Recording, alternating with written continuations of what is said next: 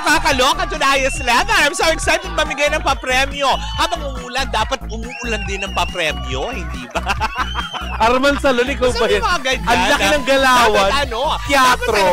As in talagang hindi po pwede. Habang umuulan, bumubuhos ng ulan, dapat bumubuhos din ang papremyo. Para naman sobrang likod, bumukha ka ng puppet. Para sa ating Bingo Plus panalo, hati din sa atin ang Bingo Plus, ang Bingo sa saya, plus sa panalo. Kaya nga naman atin ang i-shoot.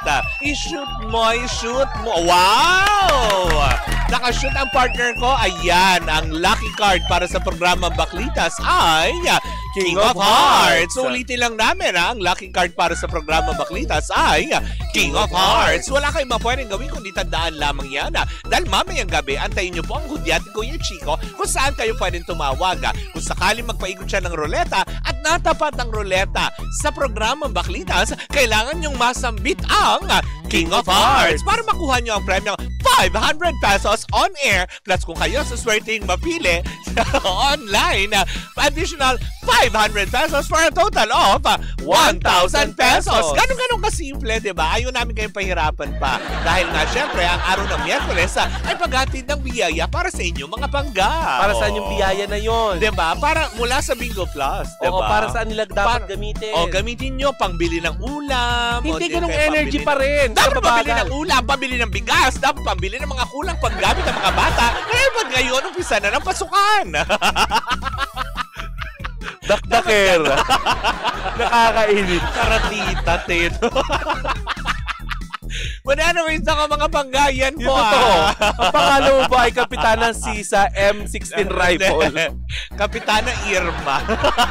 Daldal. Ay, nako. Anyways, mga panggayan po muna ang ating Bingo Plus panalo. At yan sa atin ang Bingo Plus, sa Bingo sa saya, plus sa panalo. Panalo.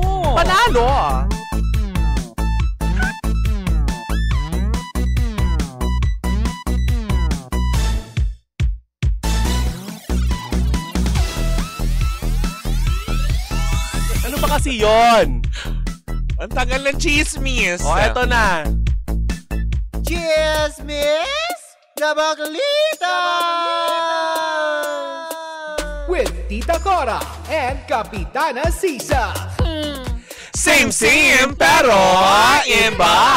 We are number 106.7 Energy FM. Pangga, wag mong sabihin radyo. Sabihin mo! O ano?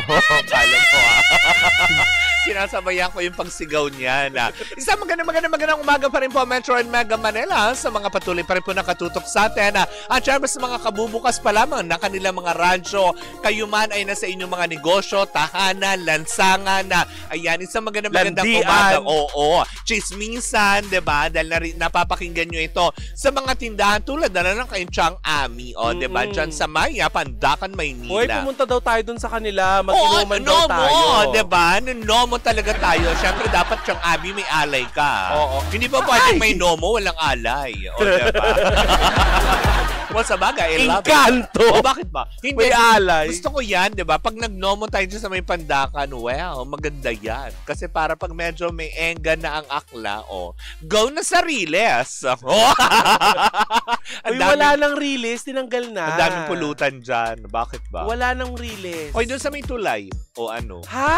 May tulay ba sa amin? Meron na. Doon sa may likuran. Ano? Skyway? Hindi yung Skyway, yung tulay yun na nagdudugtong, di ba? Yung pa-shortcut doon sa may Santa Mesa. Oh my gosh, that's too dangerous. Hindi naman. Kasi pagtawid mo naman from Pandakan, Santa Mesa, where the happening begins. Alam mo, hindi na ako magtataka isa sa mga araw to para ang pusang masasagasaan.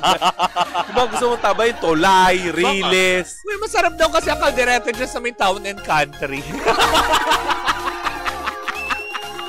Ay! Diba? Bakit ba? Bakla ka, anong klaseng kaldereta? May masarap na kalderetang baka minsan ako napuntahan. Diyan sa may crossing, yung Bermuda. Pero yung kaldereta sa Quiapo, ate, parang hindi daw nila matagpuan. Talaga ba? Nasa na daw kasi naglinis nga si Mayor Isko. Ay, talaga? Sila Neneng B. Uy, nakamotor na. Nasa motor. Nagbabiral nga kayo si Neneng B kasi nga matapos linisin, bumalik siya ulit. Diba? Pero nakamotor na siya. Para naman pag may operation, paka! Isang padjak lang na gano'n. Ipadyak hanggang kanto! Cool! Hanggang mabasa! Oy! Ano? Yung mga gumagawa ng ano, alam mo, ginawan tuloy ako ng ano, ano ba kahapon, yung Memes? hindi memes, Ng fake ano? news ng isang Panina Bells. Oo, ano sabi? Nung DJ natin na panggabi, sinabi ko, demonyo siya. Oy, sa hindi, TikTok Hindi live. galing yun. Oo. Huwag kayo mapag-invento, diba? Sabi ko naman sa kanya, minessage ko naman, Oo. Madam, feeling ko may sinasabi ka po sa likuran ko. Sabi ko, Oo. palalampasin ko at maging mabait ako sa Oo. mga pagkakataong ito. Pero sa susunod, sasampalin po kita. Thank you. Naging mabait ka pa niyan, Yes. Nakakaloka. At least with precaution in heart. Huwag po kayong gumawa ng invento. Ano? Huwag po kayong mapag-invento. Wala pong sinasabing demonyo or kung ano mang Oo. harsh words. Cool. Mas malala pa po. Bakla ka. Ay, magchikahan na tayo. Baka mamaya kung ano naman mahugot Oo, nila. wala. Tumawag na naman sa akin yung nanay ko. Ano itong chuchu-chuchu? Oo, diba? Nanay Mami kong- Gray is hello sa'yo, diba? Hindi pinaglihi sa volleyball pero sa volleyball. O anong chika Ay, mo? pero ito, Mare, kumpirmado na si Willie Revillame ay magbabalik sa TV5. Oo. Tiyak na ang pagbabalik ni Willie Revillame at ng kanyang game show sa TV5 bago matapos ang 2025. Pero imbes na Di wawawin... ba napalitan na yung ano? May Hindi. pumalit ng show? Oo, pero wawawin na ang title, hindi na will to win. Akala Ang ko, pamagat ng programa niya. wawawit. How ano wawawit? Hindi na. Wititit. Oo. Dalawa ang magiging programa nitong si Willie Revillame sa kanyang home network, Mare. Ay, toro. Oo. Sa back-to-back ng programa niyang wawawin ang Willionario, ang bagong game show niya. Oh. Si Willie Revillame, Mare, nakaisip ng title ng kanyang programa na Willionario na nagmula naman sa pamagat na binaliktad na letter M na salitang milyonaryo. Oo. Isang milyong piso araw-araw ang ang ipamimigay ang naghihintay na premyo sa mapapalad na sasali at mananalo sa Willionario. Alam mo, maniniwala lang ako dyan, Mari. Yung 1 million na yan. Kung sa opening yan, maisama nyo at mapaglaro nyo ang baklitas. Oo nga. Kuya Will, Doon ako maglalaro ba kami dyan? Maniniwala lang ako na totoo yan kung, alam mo yun, may iimbitahan ng baklitas para maglaro. Ito naman. Bakit? O ano? Sabihin nila, Oo. Etos kayo, gusto nila maglaro. Hindi, totoo naman din. Siyempre, sino ba may ayaw ng milyonaryo, Sa bagay. diba? At least masasabi natin na hindi totoo, namimigay nga sila. Na-experience natin first hand. Oo. Ang hirap, Mare, na ano. Hindi yung tipong bibigyan, tapos, alam mo yun, Oo. susumbat sa atin kasi hindi natin binoto. Hi. Mare, isang engrande pag-uumpisa ng Wawawin at Willionario ang inihahanda ni Willie Revillame dahil sa malalaking papremyong ipapamahagi nito. Ito rin daw ang taus-pusong pasasalamat ng TV host sa lahat ng mga Pilipinong patuloy na sumusuporta sa kanyang mga advokasya. Samantala, Mare, itong W Studio, binisita ni Willie Revillame ang konstruksyon ng gusaling ipinapatayo, Mare, ha? Ipinapatayo nila ng kanyang kasosyo noong nakaraang linggo. Ayan. Diyan sa Rilayan, sa TV5.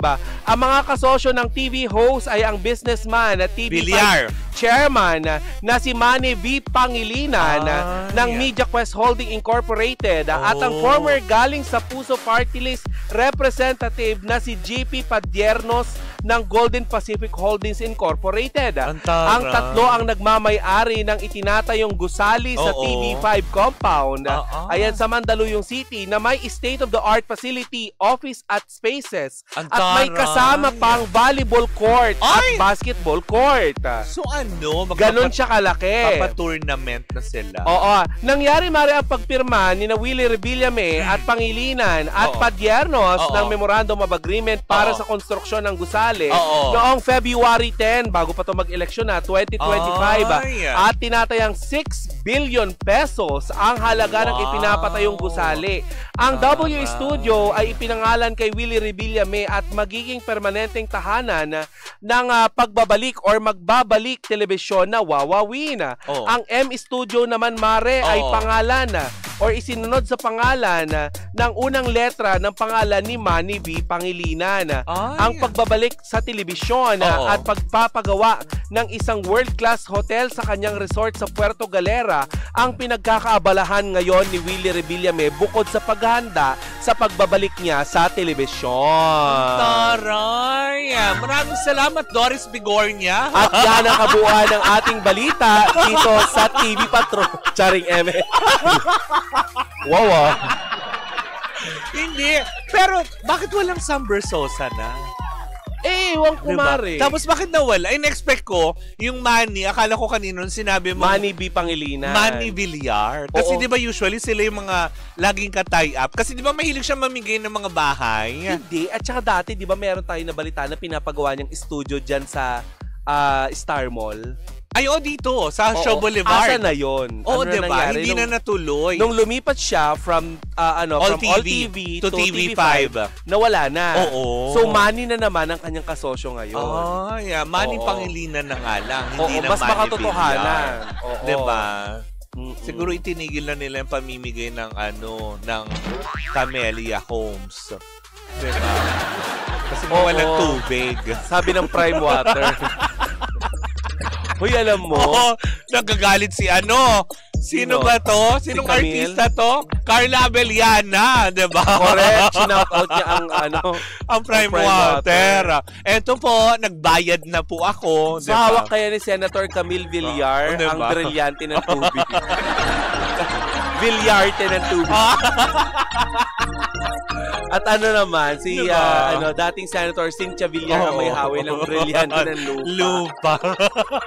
At least, di ba, hawak nila ang... Sabay may team sa ang lahat ng bagay ay magkaugnay.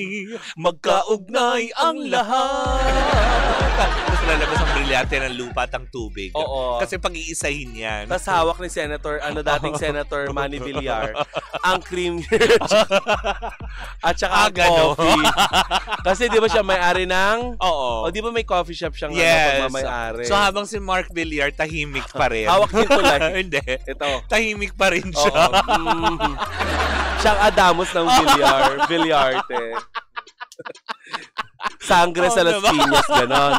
Uy, mag-ingat pala tayo sa lahat ng mga kababayan natin nandiyan sa Las Piñas na binaha kagabi. Oo nga daw, sobrang taas ng baha, Mare, kasi marami akong makakakilala. Even na, alam mo yun, dyan sa may Araneta Avenue yata, parang meron na naman. Dyan sa E-Rodriguez, hindi naman nabago yan Suffer talaga, Mare, yung baha na iniwan talaga sa atin ng ulan kahapon. Grabe kasi, di ba? Parang galit na galit yung ulan. Eto tanong ni Dave Ronquillo, sino muna ang nagsabi ng chismis? The Baklitas. Ikaw sumagot. Sino? Naglag yung bakla yung sagot. Di ba kanan yun? Nagahang. Payag po kayo na isali kayo sa contest. Alam. Oo. Wala na dito. Huwag nang alam-alamin. Oo. Payag po kayo na isali kayo sa contest this opening. Pero araw-araw kayo ibiburingot ni... Bakit kami araw-araw? Isasali lang naman kami. Sasali lang kami. Hindi kami magiging staff. Okay, mali. Wrong spelling is... Sasali lang kami as contestant para po dun sa 1 million. Diba? Pero hindi po kami para mag-mainstay host. Pero kung gusto niyo po kami bigyan ng racket, bakit ba hindi? Oo nga. Kuya Will, meron pa akong space for... Hindi si Kuya Will. Pero yun lang nga. Sanay ako sa mga ganyang for sure, magsusulputan na naman yung mga basher niya, diba? Kasi diba nung nakaraang eleksyon, nung siya ay hindi pa laring manalo, diba? Maraming nabuisit nga sa kanya dahil nga, diba? Lalo ibang mga netizen na, kaya pala ginagawa lang itong tulong is kasi nga, itong pabor na ito yung kapalit. Tapos, diba, nung hindi nga siya palaring manalo, diba? Siguro, dala lang din talaga ng bugso ng damdamin, diba? Intindihin na lang din po natin, diba? Hindi naman po madaling matalo sa gano'n na in-expect mo naman na totoong Yung kanya naman po, hindi naman po siya na lot-lot ng talagang sabi mong kulelat. Diba? May mga naniwala at bumoto rin naman sa kanya, kaya lang kulang pa. Correct. Magandang stepping stone ito tsaka na nakilala na siya ng tao. Hindi dito, Mare, aminin naman natin, pwede natin pagtawanan yung fact na si Willie Willie Revillame, hindi ko ni-encourage siya. Oo. Pero pwede niyong pagtawanan yung fact na desisyon ni Willie Revillame na pumasok sa politika. Oo. Pero hindi niyo po siya pwedeng pagtawanan sa naiambag na nila din sa Na industriya. tulong. Oo. Lalo na sa pagtulong sa ating mga kababayan. Kasi Correct. totoo naman, may mga kilala talaga ako na nanalo ng milyon talaga. Diba? Oo. Na kumbaga yung tulong niya sa mamamayang Pilipino natin, buhat pa po nung siya ay nasa Channel 2, nag-Channel 7, nag-Channel 5. Lahat po yan, wala naman din po siyang hininging kapalit kung hindi pagbibigay ng tulong lang at para sa kaginhawaan na hindi nagagampanan ng mga nakapwesto. Oo. Diba? Kaya nga nagdesisyon siyang tumakbo, kaya nga lang talaga hindi pa rin pinalad talaga. Kaya naman Kuya Will, kung gusto mo talagang patunayan na may nananalo talaga ng milyon, bakit Isali hindi mo mo ang i-guess ang baklitas? baklitas? Oo. Diba?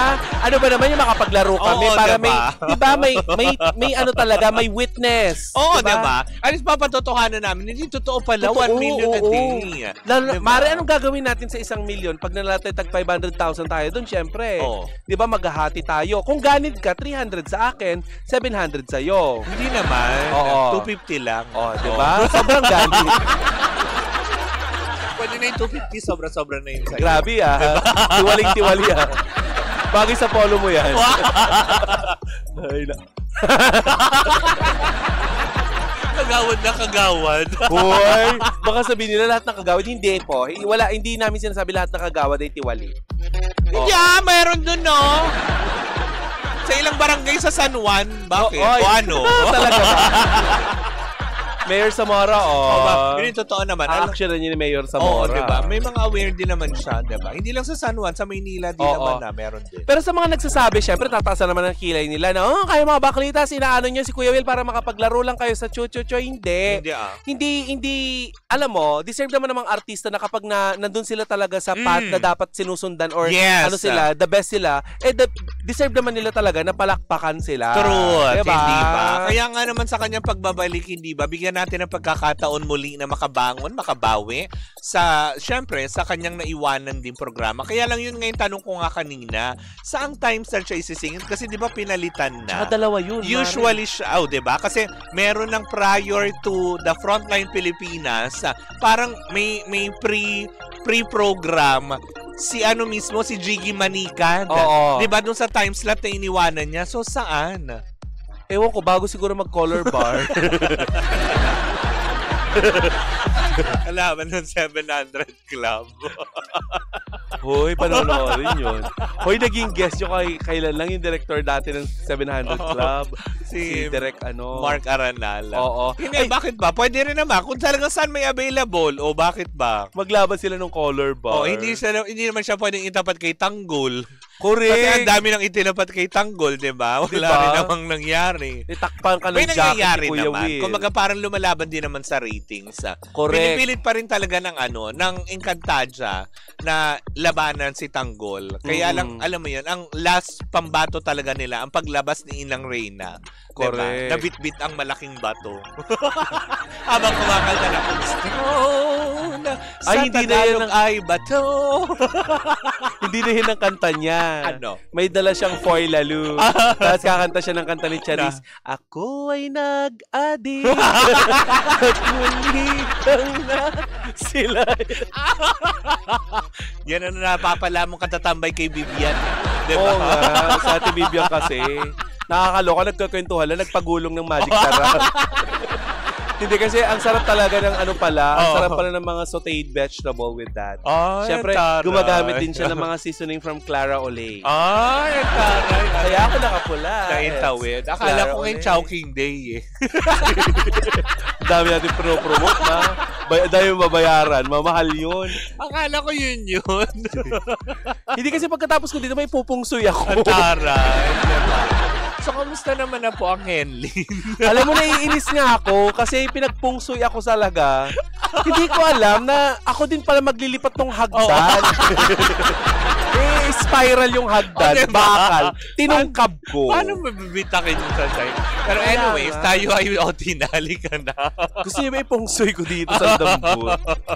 Ano masama sa pagtulong ni Kuya Will, mga netizen talaga na tawa ng tawa? May naitulong ba kayo? May naiambag kayo? Kaya may nga. dami niyang pera, halatang inggit lang kayo. Totoo naman, Adel, di ba? Daming ginagawang issue. Alam mo, kahit saan talaga may mga taong mapang-issue. Kaya nga, May makita lang sila, alam mo issue. yun, hindi ko na rin alam kung minsan, alam mo yun, kung kailangan, alam mo yun, paniwalaan mo na lang yung mga tao sa social media. Kasi yung iba Ako, kahit naman hindi sa social media, Mare, kahit personal na buhay, kahit sa opisina. Ayun naman, Diba, dala ng inggit, may mga ginagawang issue. Kapit-bahay, diba? Oh. Ganyan.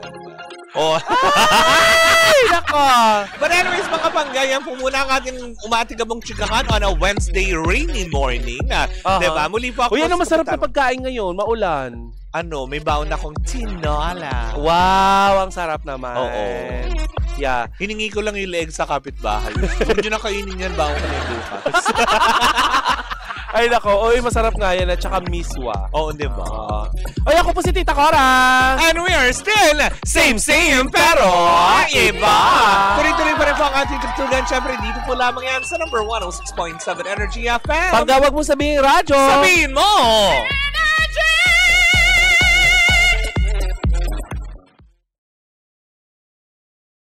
Hi Pangga! Ako po si Gandang Kara and don't forget to follow us sa lahat ng mga social media platforms namin at Energy FM 106.7 sa Facebook, sa Twitter, Instagram, YouTube, and TikTok. At samahan mo na rin ako sa aking programang Hot Stories na lagi po akong live 12 noon hanggang 3 p.m. sa TikTok Live or sa Facebook Live. Ako po ang nag-iisang chicks ng radyo, si Gandang Kara. Panggawag mo sabihin radyo, sabihin mo, Energy!